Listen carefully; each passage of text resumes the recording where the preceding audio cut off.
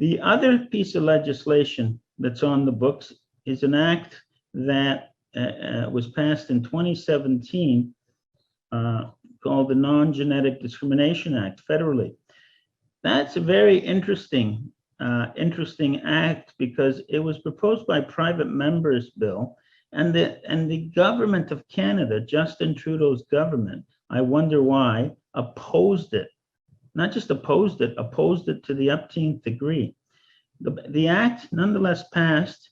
Once it passed, the Attorney General of Canada and the government of Canada went to court to challenge the very same act promulgated by the Parliament.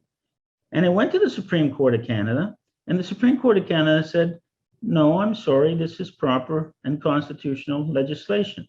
It's an act that provides criminal liability of 5 years in jail maximum.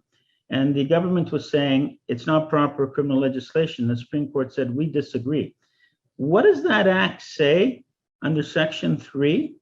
That it is a criminal offense punishable by fine and a maximum of 5 years in jail for anyone to conduct a DNA or RNA test to determine whether or not that person is susceptible to transmitting a disease. Well, isn't that the PCR test? Isn't it all the tests they're conducting for COVID? And I wonder why the government, 2 short years before COVID came down, fervently opposed this legislation.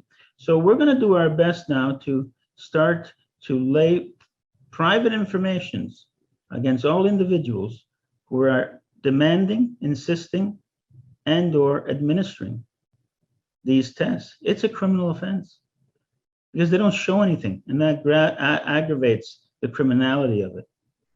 What really surprised me out of all of this is when I read in Bill S-201 that it was a criminal offense in this country to do what it says is illegal in it. And when I went to the police and asked them, nobody knew about this.